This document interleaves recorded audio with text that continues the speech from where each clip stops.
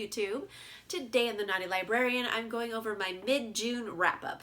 In the first half of June, I've read 8 books already, which sounds crazy. I know, that sounds like a lot of books. However, they were all relatively short or easy to read, so none of them took that long to get through, so I just kind of went through them like candy. And I don't know how I feel. Some of the books I read were like really, really great, and some of them were just frankly mediocre. I'm having kind of an odd reading month so far. Like, I haven't been like impressed by a lot of books, but some of them that I am impressed with, like I'm super impressed with. So I feel like being so happy about those couple books I've read makes everything else seem more mediocre. I don't know. Let's get into this. Let's see what I've been reading. First category is sci-fi, and I read 3 of those. First off, I have Nixia Uprising. This is book 3 of the Nixia Triad, so it's a trilogy. Book 3, this is the finale. I finally finished the series. Okay, I'll be real. This is kind of falling into that mediocre territory that I was speaking about earlier. Like, I enjoyed it. I wasn't bothered by anything in it. Like, if I, compare it to Nixia, the first book of the series, which was incredible, 5-star book, not as good. However, it's got a lot of action. It has a lot of those things that I love about the series in this. So anything else that was kind of like odd just didn't bother me. So I still gave it, I think, like 3.75 stars, I'll say. So I rounded up to 4. I still enjoyed it. Like I mentioned, it's a big ol' happy ending, which I love. I'm a sucker for them. So in particular in this one, after Nixia unleashed the middle book of the series, our intrepid group of space explorers is in trouble. Lots and lots of trouble. Like, the planet they are on is about to explode. Lots of trouble.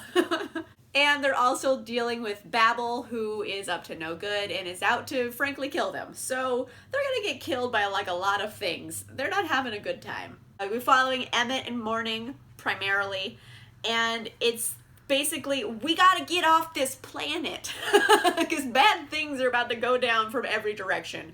How do we get off planet? That is the point. It's really hard to like say things that aren't specific spoilers. Like, I can talk about what happened in the book without getting specific, but it's hard to do that because so many things are very specific to the story. Okay, I'm gonna try. What did I love about this? Emmett and Morning, those are some of my favorite characters. I especially really love Morning.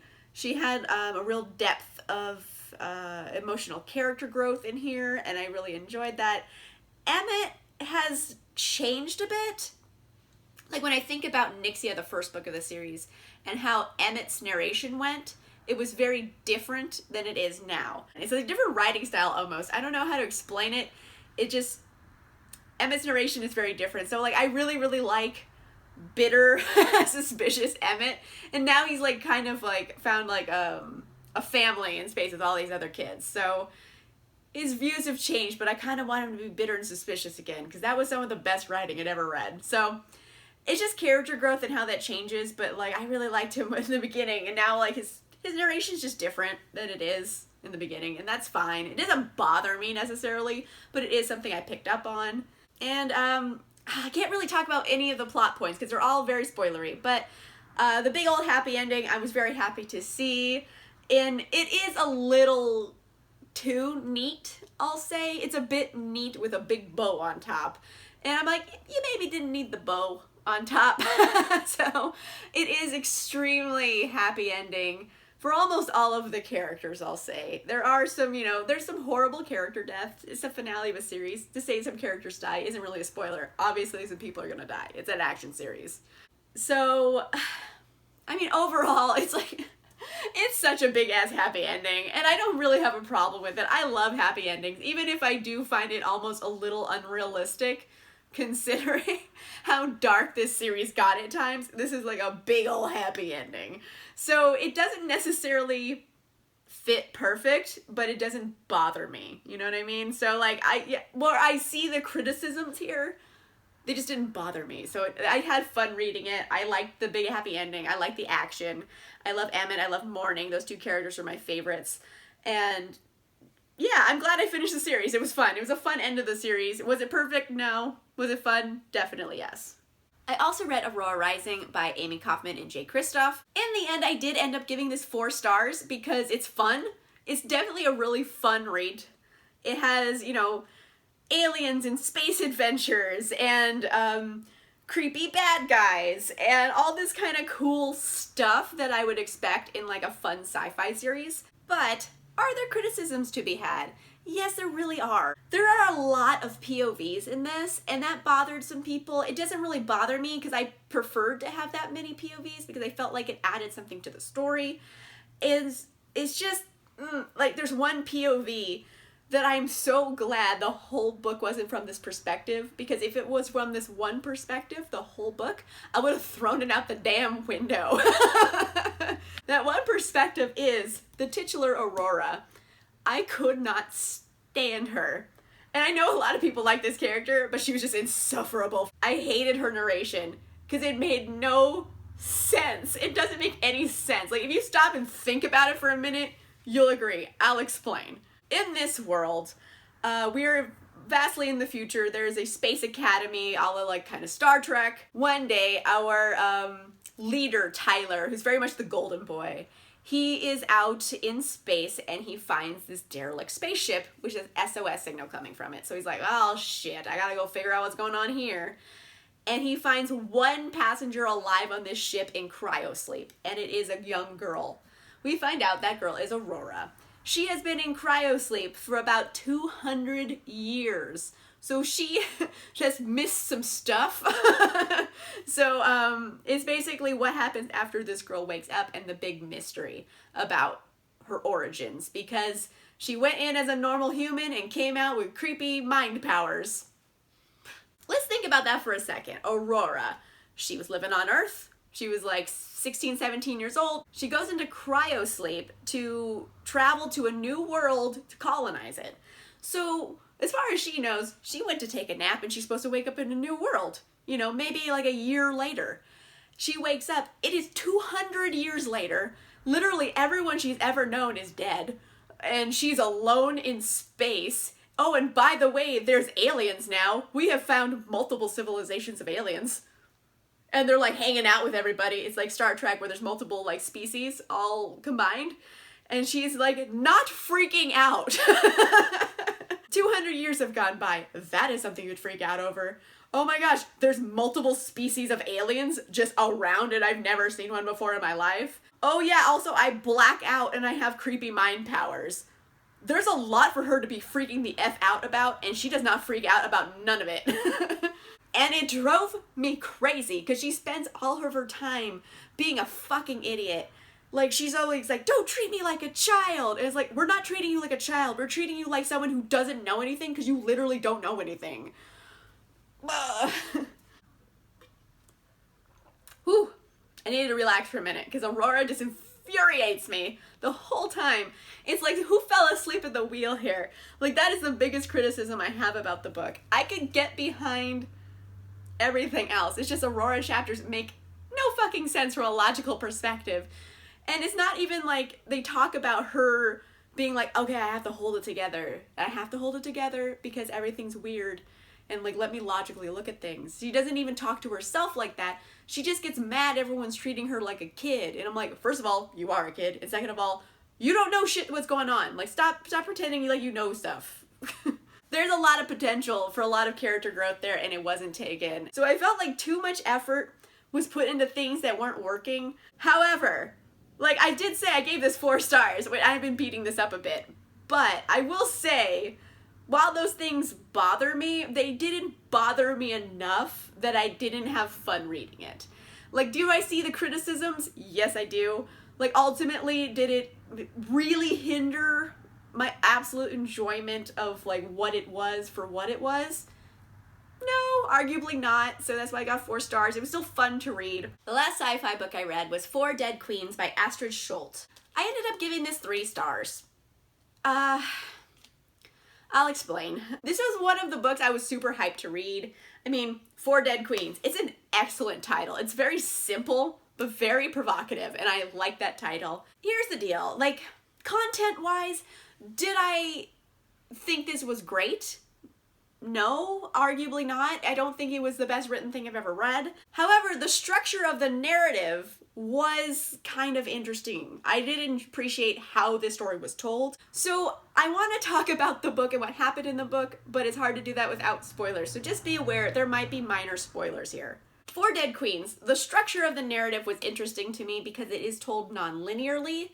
And you don't really figure that out until later in the book that it's non-linear, but then it's like, it works. It works for a multitude of reasons, which I won't get into because those are definitely spoilers. But I want to talk about the structure of the book because that's something I really enjoyed. So for what it's worth, it is non-linear. But other than that, it's like, is this the best written thing I've ever read?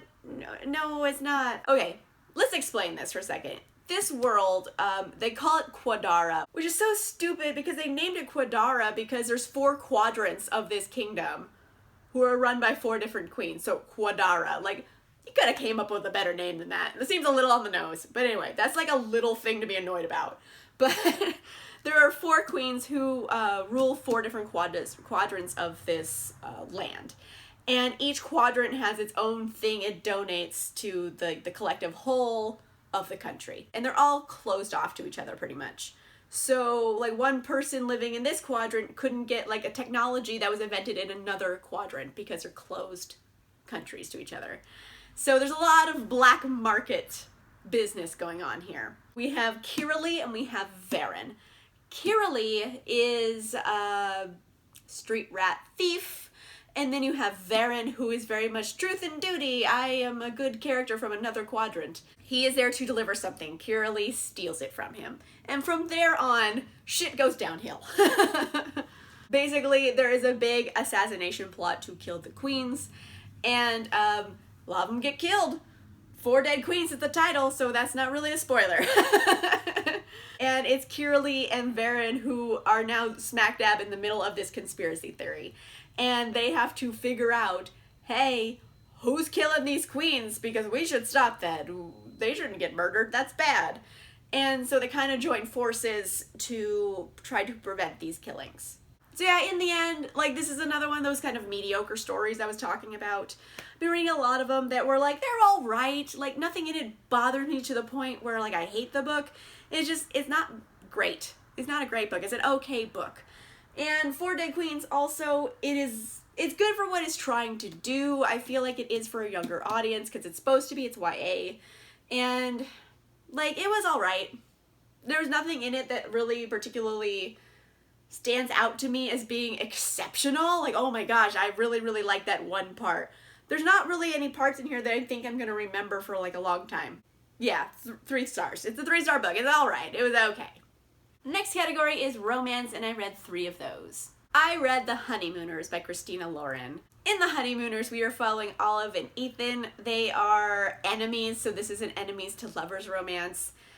Basically, Olive's twin sister and Ethan's brother are getting married. So they're both in the wedding together. And in this wedding, at the reception, they have like this shellfish buffet, and everybody gets horrendous food poisoning. Like projectile vomit food poisoning. It's gnarly. It's a gnarly scene when this happens. Everyone except for Olive and Ethan. Olive's sister has a non-refundable honeymoon trip booked. And like I mentioned, Olive and her sister are twins. So she's like, hey, why don't you take my trip for me? Bring Ethan. Because he has like the same last name as the guy. And they're like, ugh, I have to go with Ethan? No. And Ethan's like, it's Hawaii, dude. It's a big island. We don't have to, like, hang out. And so they're like, all right, let's go. So Olive and Ethan go to Hawaii together. And, you know, it is a romance, so obviously this is enemies to lovers. And once they get to Hawaii, they start getting to know each other better. And a lot of things that were, like, misunderstandings in their past that led to them hating each other get cleared up. And, you know, they kind of fall for each other. I mean, it's just kind of a fun, summery beach read book. It takes place in Hawaii, so there's like a beautiful tropical locale. There is, you know, kind of comedy of errors type jokes in here where it's just like, oh, I'm supposed to be this person, but we gotta pretend to be this, and then la la la. And like, it's just like a kind of madcap, zany story. And that's fun, it's sexy, there's some smut in it. Not very much smut, but there is a little bit. Like any rom-com, you have like good, oh no, horrible misunderstanding breakup, bad, oh we're together again. Like that's the plot of every one of them. That happens here as well. So let's just talk about this inevitable breakup, because that's not really a spoiler, that's literally every rom-com. Here's the deal. Olive is kind of tried to be portrayed as a unlikable character. I have never found her unlikable, and all these things are saying that her character faults were. I'm like, I didn't see them at any other time in this book. So I think there's some backstory that was left out of here, but they keep trying to make her into an unlikable character, and she's not unlikable at all. She's like, basically, I think we're both Ravenclaw, so I understand her on a deep level. If I was in Olive's position, I probably wouldn't have taken Ethan back. That's just me though, because all these people that she loves with all of her heart, that were supposed to love her with all their heart, don't believe her and treat her like a pariah and say, this is why you're like this all the time. And she's like, I don't see how she's like that all the time. So like all these people betrayed her, and I was like on Team Olive here, and I'm like, don't forgive them, they were dicks. They barely apologized to you. So like that was like my thing with this. Like as a Ravenclaw, I was like, no, these motherfuckers betrayed you. Don't fuck with them no more. But anyway, it's a rom-com, so she fucks with them some more. It's fun, it's beachy, it's like a summer read, it's a, you know, romance. It's a rom-com. It's just simple rom-com. Enemies to lovers, Hawaii, smutty delights a little bit, and it's just fun. It's a fun book. I appreciated it. I read Red, White, and Royal Blue by Casey McQuiston, and this was a 5-star read for me. Oh my gosh. You know, I've been talking about all these books that weren't like so great, but like I didn't have problems with necessarily. This is the one that I'm comparing it to, because this is a 5-star hands down read. Look how many tabs I have in it. Like I rarely tab things, and I like, look at this. It's like I made up for lost time in tabbing. I literally love everything about this book. I have no criticisms, which is rare. Like zero criticisms. It was great for me. I loved it so much. Basic gist of the story here. In this fictional world, we're pretending like the 2016 election happened and Hillary was elected, a fictional Hillary. So basically, there's a woman president, and Alex is the first son. He has grown up in the White House since he was like a teenager. So now he's like 21, 22. And his like kind of nemesis in life is Henry, who is His Royal Highness Henry, Prince of Wales. And basically, enemies to lovers romance. So you have the first son, Alex, and the Prince of England, Henry, falling in love with each other. So it is a MM romance. So this was my pride pick for the month, and I loved it. Like, I don't think it would fit as any other combination romance. Like, I don't think it would work as an FF romance. I don't think it would work as an MF romance. It definitely works as an MM romance. I don't see it working in any other capacity. This is hysterically funny. Like, I actually laughed out loud. You know, like when you're reading books and you laugh, but it's like on the inside, you're like, oh, that's funny, and you don't actually make a sound. Sounds came out of my mouth. Like, I laughed out loud. Like, it was so funny. And also, like, it's swoony. Like, this love story is so wonderful. Like, I loved seeing them fall in love with each other. And obviously, they're in a tough position because, you know, first son, Prince of England, they're kind of each other's counterpoints in, you know, England and America, but like they're very much public figures, and their behavior affects their entire family. So they have a lot of angst in that regard, but like I love their romance with each other. I have heard people say that this is very smutty, and like there is smut in this. I will say that. There is like excellent smut. However, it's not all smut, because the majority of the story is not based on that, but it is part of the relationship, because as with most relationships generally, sex is part of it. So to have no sex in this book would not make sense. So there is sex in it, and is it the most graphic I've ever read? No, I've read some things that are like pornographic. So this is definitely not crazy explicit. It's explicit, but not the most explicit I've ever read. But still steamy, very steamy romance. I enjoyed it. I love seeing them fall in love. It's hilarious. It has basically everything I love about it. Like, I have no criticisms. Zero. None. I have no criticisms about it. I loved it all. I loved it from page 1 to page, whatever page it ended on. I don't remember how many pages. 418. That's how many pages it's had. I loved it from page 1 to page 418. That's a lot of pages to love everything on. I loved it. I have all these tabs, all these parts that, like, if I literally laughed out loud, got a tab, or if I found it particularly swoony, it got a tab. So, lots of tabs. I love it. Like, I want to talk about it more, but I have nothing to critique because I just loved it so much. And I want everyone to just stop what you're doing. Stop what you're doing right now. Go read this. Maybe finish this video first, but then go read this because it's so good. I'm like obsessed with it right now. Now, this last romance I read was Entreat Me by Grace Draven, and it's kind of a crossover. Like, I don't know if it would be in the fantasy section or the romance section. I put it in romance because it is a Beauty and the Beast retelling, and the whole focus of the story is the romance. So, it is definitely a fantasy story as well because there's a lot of magic in here, but the main point of the story is the romance, so that's why it's in this category. In this book in particular, we have Librarian, who is tough as nails, awesome lady who's taking care of everybody in this family, and her younger sister. Younger sister is kind of starry-eyed, I will say. She's head in the clouds a bit. Everything's gonna work out fine. She's very optimistic, and Librarian is just like, everything does not work out fine. Like, there's a lot of, would you like examples? There's a lot of reasons why this won't work out fine. But anyway, her sister Cinia is in love with this guy named Gavin, who is actually Ballard's son. So you have Gavin, who is very dashing, and like Cinia, and they run off together. And Librarian's like, bitch, everyone's gonna think you're loose, like this is horrible. So she goes off after Cinia. She tracks them down to this ancestral castle, and she gets there, and she's like, the fuck, Cinia? Get your shit, we're going home. And she's like, no, I love him. So anyways, she's like, well, fine, I'm staying, so your pants stay on. You have Cinia and Gavin, and then Louvain and Ballard, who is Gavin's dad. So you have the dad and the son, and then two sisters.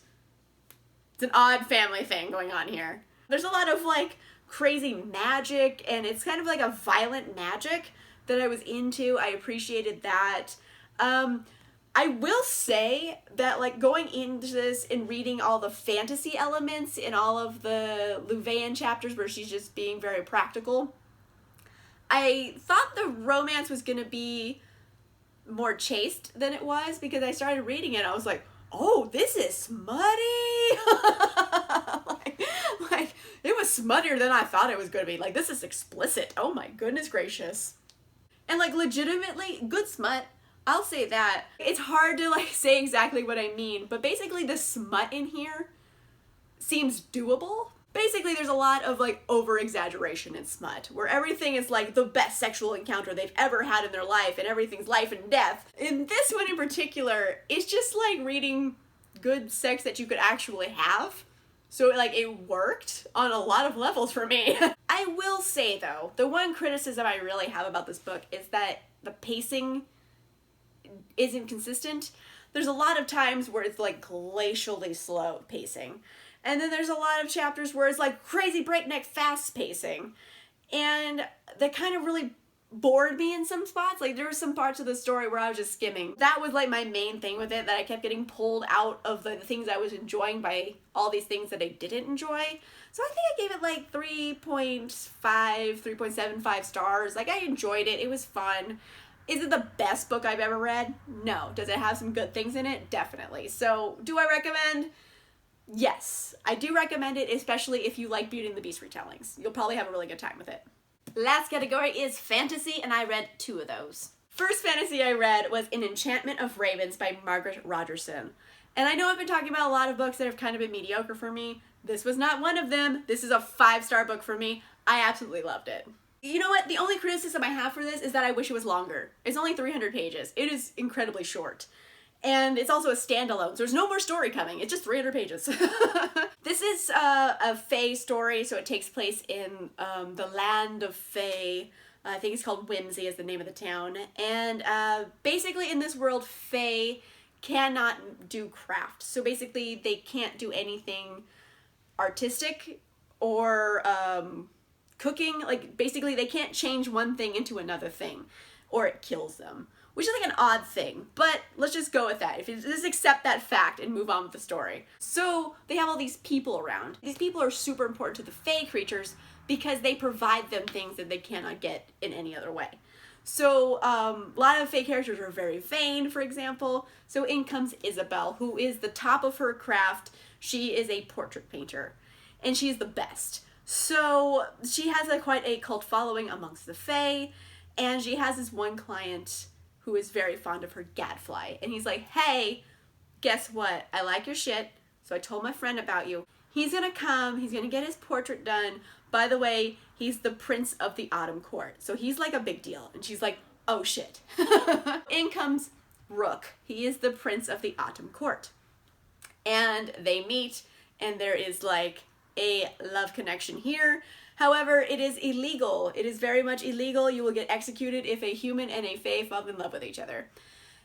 Another random rule. Just go with it. And then you have them on this like crazy action-packed adventure trying to figure out how to get out of being murdered for falling in love with each other, essentially.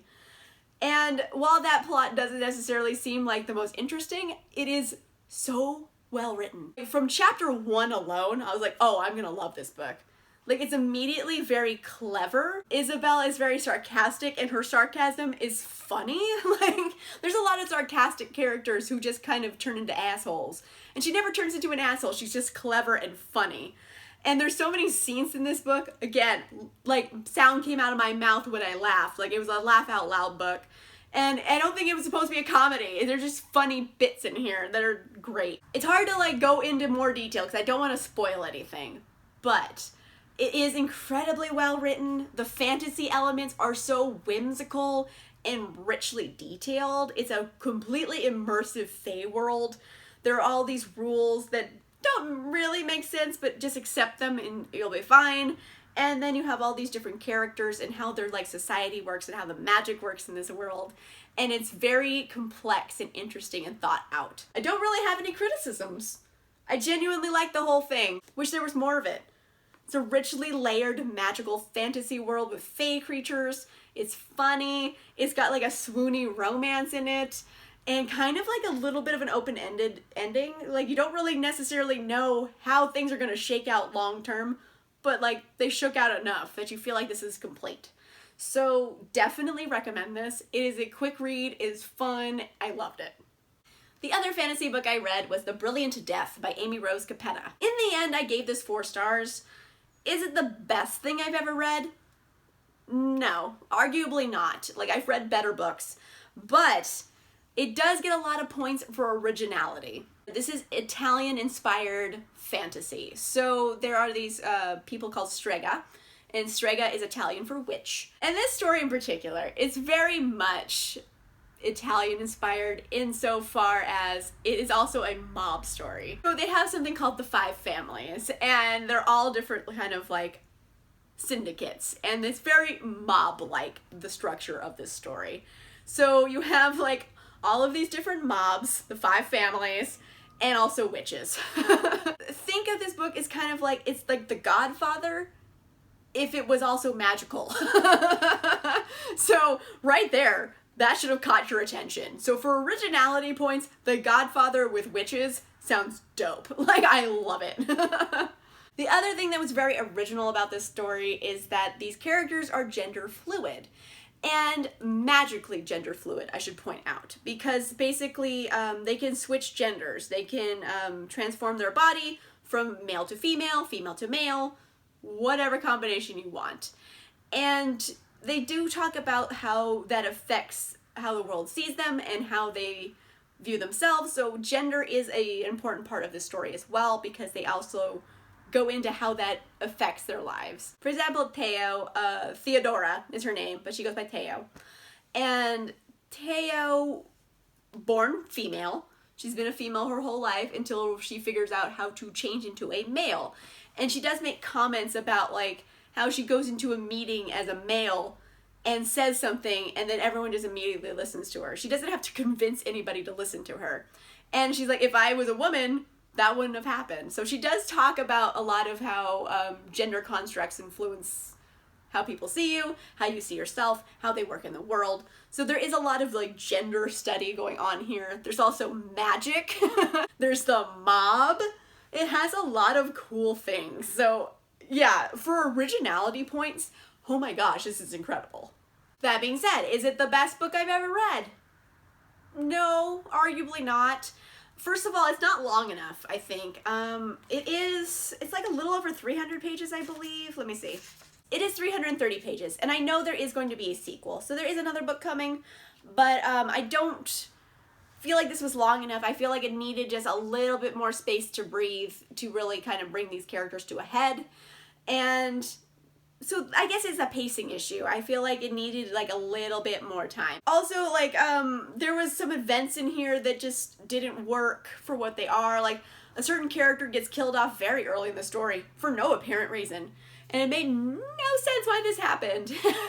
So, there are some events in the story that aren't, like, they're handled well, I guess, by the characters. The characters do more than these characters, but it didn't make any sense for the event to happen. So, I had some, like, little bit of structural problems with the story, and, like, choices about what happened didn't necessarily make enough sense from a literary standpoint, but hot damn is this original. Like, I haven't really read a book like it. So it does get a lot of points from me for just being straight up very original. Again, it's the mob with magic. Magic Bob. Love it. If that sounds appealing to you, The Godfather with witches, read this. You will love it. So yes, like I was saying, a lot of the books maybe didn't wow me, but like I wasn't necessarily bothered by them. So I'm in this like weird phase of reading books that I don't love, but I'm not bothered by. And I want to read a book I either love or I hate. Like, I'm tired of this like middle gray zone area, the mediocre area. I'm tired of it. I want to read good ones or really shitty ones that I can rant on. However, there were some really good books. I read 2 in this period of time that I absolutely adored. I loved a bit. So, not bad. 2 really good ones and no really bad ones. So overall, like, I'm doing okay.